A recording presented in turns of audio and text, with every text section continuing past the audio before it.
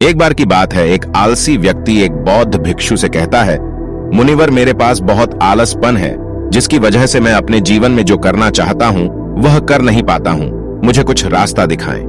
तो बौद्ध भिक्षु उस आदमी से पूछते हैं, क्या तुम्हें पक्का विश्वास है कि तुम्हें आलसपन है? वह व्यक्ति कहता है, जी मुनिवर, केवल मैं ही नहीं, मेरे पूरे गांव के लोग कहते हैं कि मैं आलसी हूं। वह बौद्ध भिक्षु उस व्यक्ति से कहते हैं, परंतु क्या तुम्हारे पास इस बात का कोई प्रमाण है कि तुम वाकई आलसी हो? वह व्यक्ति कहता है, जी मुनिवर। तो बौद्ध भिक्षु कहते हैं, क्या प्रमाण है?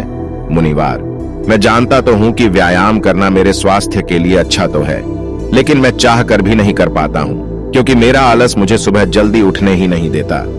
वे बौद्ध भिक्षु कहते हैं, अच्छा, तुम ऐसी आलस से परेशान हो? व्यक्ति कहता है, जी मुनिवार। बौद्ध भिक्षु कहते हैं, परंतु क्या तुम जानते हो कि आलस होता क्या है? वह व्यक्ति कहता है, मैं यह तो नहीं जानता कि आलस का अर्थ क्या है, परंतु यह जो भी है बहुत बुरा है। वह बौद्ध भिक्षु कहते हैं कि सबसे पहले तो तुम यह समझो कि जो भी चीज प्राकृतिक रूप से मनुष्य के भीतर है उसका कोई ना कोई उपयोग है, वह बुरी या अच्छी नहीं है। आलस एक भाव है, एक विचार है, जिसे जाने अनजाने में हम खुद ही पैदा करते हैं। वह व्यक्ति पूछता है, परंतु वो कैसे मुनिवर? वे बौद्ध भिक्षु कहते हैं, आलस्य पैदा होने के दो कारण हैं। पहला शारीरिक और दूसरा मानसिक। जब हम शरीर को कोई ऐसी भोजन देते हैं जिसके खुद के भीतर कोई जीवंतता नहीं है, तब हमारे शरीर के भीतर आलस्य पैदा होता है, क्योंकि यह शरीर ऊर्जा से चलता है और जिस तरह का ऊर्जा हम उसे देते हैं यह उसी तरह का बर्ताव करता है। शरीर के भीतर हमारे अंदर आलस्य का दूसरा कारण है गलत तरह से बैठना, गलत तरह से सोना और गलत तरह से चलना। हम इस बात पर कभी ध्यान नहीं देते कि हमारे बैठने, लेटने और सोने की स्थिति भी सही भी है या नहीं। अगर तुम तथागत बुद्ध को देखोगे तब तुम पाओगे कि जब वह बैठते हैं तो उनके रीढ़ की हड्डी बिल्कुल सीधी होती है। जब वो होते हैं उनके शरीर के किसी भी अंग में कोई दबाव नहीं होता, और वे जब चलते हैं उनके दोनों कदमों के बीच एक ताल में नजर आता है। यह जरूरी नहीं है कि कोई बुद्ध को सुनकर ही समझे। अगर कोई समझना चाहता है तो सिर्फ उन्हें ध्यान से देखकर भी बहुत कुछ समझा जा सकता है। शारीरिक स्तर पर आलस्य का तीसरा कारण है सुबह जल्दी ना उठना। यह सुनकर वह व्यक्ति कहता है, हाँ मुनिवार, मैं सुबह जल्दी उठ ही नहीं पाता। वह बौद्ध भिक्षु मुस्कुराते हैं और कहते हैं, तुम सुबह जल्दी तभी उठ सकते हो जब तुम रात को सोने का एक सही समय निर्धारित कर लोगे।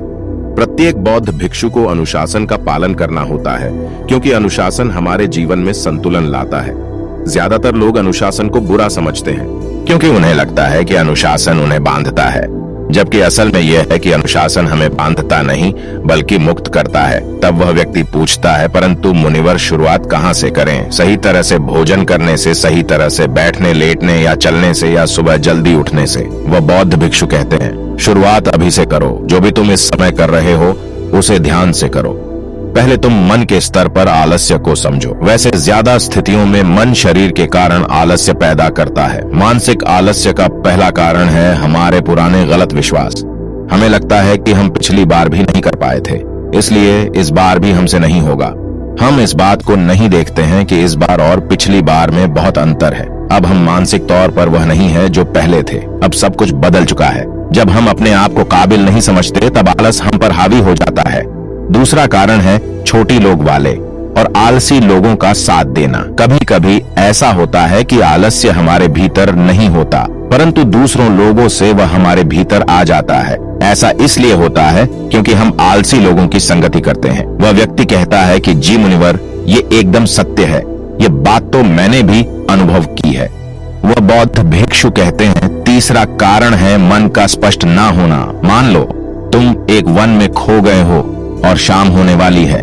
तुम्हें यह नहीं पता कि तुम्हारा घर किस दिशा में है, तो क्या ऐसी स्थिति में तुम आलसी बनकर लेट जाओगे या फिर अपने घर की तलाश में निकल पड़ोगे? वह व्यक्ति कहता है कि मैं घर की तलाश में निकल पड़ूंगा। तब वो बौद्ध भिक्षु कहते हैं कि अगर खूब प्रयास करने के बाद भी तुम्हें तुम्हारे घर का रास्ता नहीं मिला तब तुम क्या करोगे? वह व्यक्ति कहता है, मैं फिर भी तलाश में लगा रहूंगा, क्योंकि मेरे पास उसके अलावा और कोई विकल्प ही नहीं होगा। वह बौद्ध भिक्षु कहते हैं, मनुष्य को आलस तभी पकड़ता है जब उसके पास कई विकल्प होते हैं। अगर किसी के पास सिर्फ एक ही विकल्प है तो उसका मन पूरी तरह से स्पष्ट होगा। अगर तुम अभी व्यायाम नहीं कर पा रहे हो तो उसका कारण तुम्हारे नजर का स्पष्ट नहीं होना है। तुम अभी भविष्य में होने वाले रोगों को नहीं देख पा रहे हो। तुम अभी उन रोगों से होने वाली पीड़ा को महसूस नहीं कर पा रहे हो। वह बौद्ध भिक्षु आगे कहते हैं कि आलस्य का चौथा मानसिक कारण है किसी काम को करने की कोई वजह ना होना। मान लो तुम एक रास्ते से कहीं जा रहे हो और बहुत देर तक चलते चलते तुम कहीं थक जाते हो। अब तुम्हारा और चलने का मन नहीं कर रहा है, तुम्हें आलस्य आ रहा है। तभी तुम वहां देखते हो कि एक शेर तुम्हारे पीछे चला आ रहा है। तो क्या ऐसी परिस्थिति में भी तुम अपने आलस्य को लेकर वहां रुके रहोगे? नहीं ना। तो इस बात को समझो, आलस्य तुम्हें उसी काम को करने से रोकता है जिसे करने की कोई बड़ी वजह ना हो। वह व्यक्ति कहता है, धन्यवाद मुनिवर, अब मुझे आलस्य का सारा खेल समझ में आ गया। वह बौद्ध भिक्षु कहते हैं, मेरी एक बात हमेशा याद रखना, जहां अस्पष्टता है या कुछ करने की बड़ी वजह है वहां आलस्य हो ही नहीं सकता। दोस्तों, अगर आपको ये कहानी पसंद आई है तो हमारे चैनल को सब्सक्राइब करें। धन्यवाद।